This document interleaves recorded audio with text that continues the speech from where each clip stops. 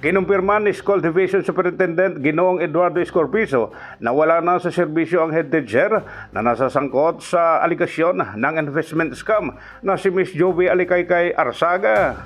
Paliwanag ni SDS Escorpizo, once na nag-file ng LOI at kompleto naman ang document, agad-agad nilang isusumite sa regional office. Actually, wala na pong dapat pag-aralan doon kasi once na nag-file na siya ng letter of intent at kompleto naman yung kanyang documents, agad-agad naming sinusumite sa regional office.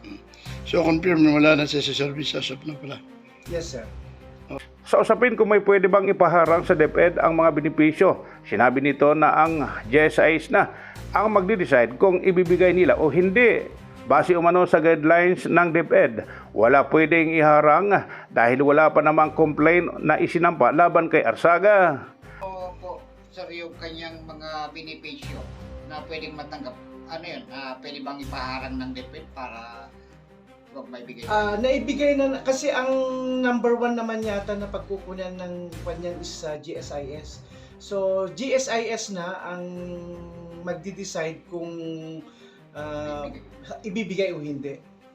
Ang paghahain umano ng resignation o retirement ay constitutional rights at hahabulin lamang nila kung nakahain na ang kaso sa DepEd o mayroon ng formal complaint na inihain, kaya nga nila umano ipinasa sa regional office. Based on our policies and guidelines ng Department of Education, wala pa naman dapat wala naman dapat na iharang yung kanyang application kasi based on our guidelines, wala pa namang kaso na isampa sa kanya. Ano na lang para ko yung kaagad, pag halimbawa ako ay magsumite ng aking sulat para sa aking pagre-retiro, automatic ba yung DepEd o kayo tinatanggap nyo na kaagad na hindi man lang kayo bakit anong dahilan? Wala ko kayong ginagawang investigasyon doon sa taong yan, sir? So far yun nga sabi ko, it's their constitutional right to give or to tender the resignation or retirement. So hahabulin lang namin siya kung talagang mayroong nakabinbin na kaso sa DepEd, like mayroon lang formal charge na naihain. For the sake of Mrs. Alicaycay Arzaga, wala po namang formal charge na naka-file sa kanya. So okay lang po, kaya binigay namin sa regional office. So, Paglilinaw naman ni Attorney Jacob Kerwin Garcia hinggil sa iluay sa pagreretiro ni Jovi Alicaycay Arzaga na ang pagreretiro sa gobyerno ay hindi pwedeng harangin o i-deny ng SDS ay malalabag ang constitutional rights ng nagreretiro. Pag nagretiro umano ay nararapat na tanggapin, ibang kwento umano pagdating sa kanyang mga obligasyon o accountabilities na naiiwan, nasa GSIS na umano kung ibibigay o hindi.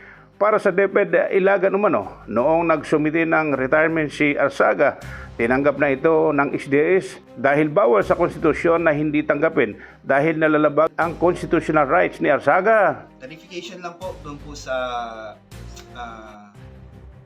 LOI, Letter of Intent ni Jovi Alicaycay Arzaga sa kanyang pagre-retiro sa gobyerno. Ang pagre-retiro po kasi sa gobyerno ay hindi po pwedeng harangin or hindi po pwedeng i-deny ni SDS namin sa pag-apply po ng retirement po niya kasi po the moment po na ito po ay dininay ni SDS o natin, ito po ay labag po ito sa constitutional right ni Mrs. Arzaga against involuntary servitude. Sa amin po dito, pag may nagretiro po sa ahensya o sa government service, ito po ay marapat lang natanggapin. Iba pong kwento yung pagdating po sa kanyang mga obligasyon o mga accountabilities na maiiwan. Ito po ay naka-GSIS na po kung ibibigay ni GSIS ito or hindi po. Sa Department of Education po sa SDO City of Ilagan, nung nag-submit po ng retirement benefit ng letter of intent niya si Jovi Arzaga, si Madam Jovi Arzaga, ito po ay tinanggap na po ng aming SDS. Bawal po sa konstitusyon na hindi po ito tanggapin kasi labag po ito sa konstitusyon malalabag po ang karapatan ni Madam Jovi Arzaga laban po sa involuntary servitude. Kinumpirma naman ng DepEd Region 2 Assistant Director Attorney Florante Vergara na base sa record, nag-request ang SDO sa Regional Office ng Investigation sa aligasyon laban kay Jovi Alicaycal Arzaga. Kaya't naglabas nga umano ang Regional Director ng order na nag-aata sa SDO na magsagawa ng investigation, subalit hanggang kanina, February 23, wala pang natatanggap ang Regional Office na resulta ng kanilang investigasyon. From records on file, the Schools Division Superintendent requested, no? Of course, that is the protocol required of DepEd regarding the request for the order of investigation, since that is a teacher. And usually, ang investigation order emanates from the regional director. So as of now, the regional office issued actually an order to Attorney Jacob Kervin Garcia through the school superintendent for the investigation as the disciplining authority. No? The director is the disciplining authority, so the protocol is they cannot just investigate at the division level. They have to ask permission from the director. And the order now is being issued last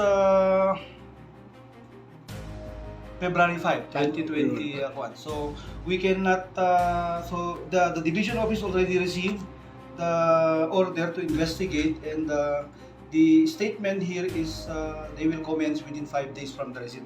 So presumably they are already aware of the order. So after that, they will investigate, and then after the investigation, they will submit to the regional director as a disciplining authority the order to the result of the investigation. So as of now, I cannot comment as to what is now the status of the investigation, since it was already at the division office level. So Mula dito sa tanggapan ng SDO Ilagan City, ako si Jimmy Mosay para sa The Observer News, DWRB 103.9 News FM, ikaw ang una.